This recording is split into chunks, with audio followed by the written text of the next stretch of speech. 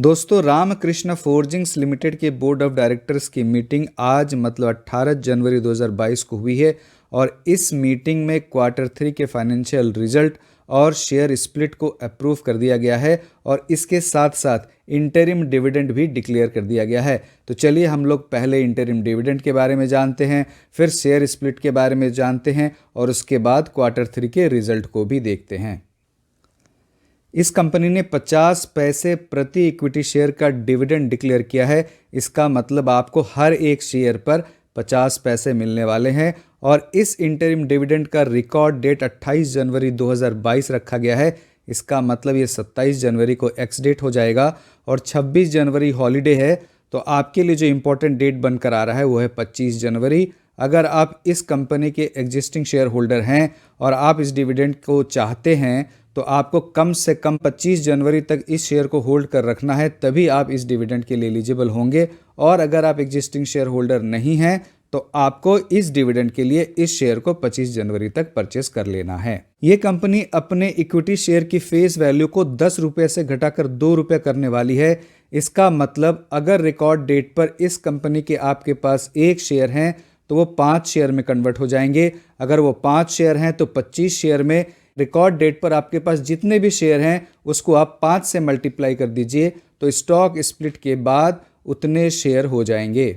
इस share split के बाद इस शेयर का प्राइस एक्स स्प्लिट डेट से पहले की क्लोजिंग के प्राइस का 1/5 हो जाएगा।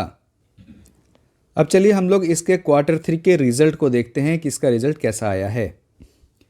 ये इस कंपनी के क्वार्टर 3 का कंसोलिडेटेड रिजल्ट है और ये सारे फिगर्स लैक्स में हैं। क्वार्टर 3 में इस कंपनी का रेवेन्यू फ्रॉम ऑपरेशन लगभग 601 करोड़ का है, जो पिछले क्वार्टर में 579 करोड़ का था और प्रीवियस ईयर के क्वार्टर 3 में ये लगभग 403 करोड़ का था।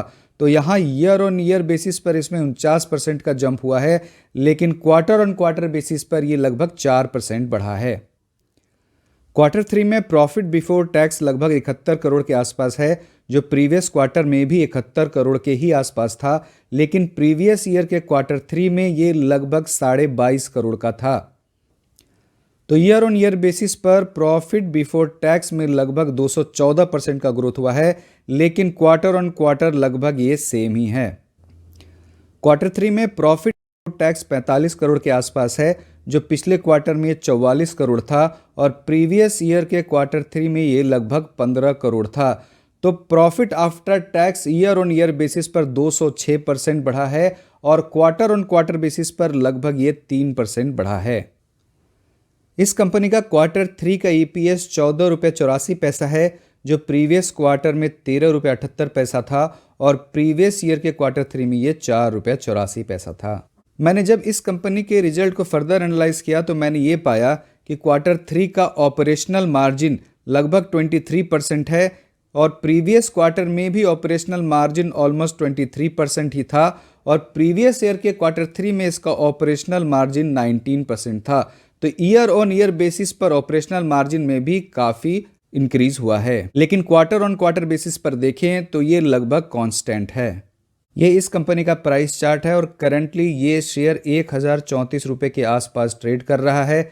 इसका जो पहला सपोर्ट बनकर आ रहा है वो 1000 रुपये का है और जो ऊपरी रेजिस्टेंस है वो 1065 रुपये का है। अगर ये शेयर 1065 रुपये को डिसाइसिवली हाई वॉल्यूम के साथ क्रॉस कर जाता है तो इसमें उछाल आ सकती है। मुझे उम्मीद है कि ये वीडियो आपको पसंद आया होगा, तो अपने फैमिली मेम्बर्स और फ्रेंड के साथ इसे शेयर भी करें। मेरे चैनल को सब्सक्राइब करें।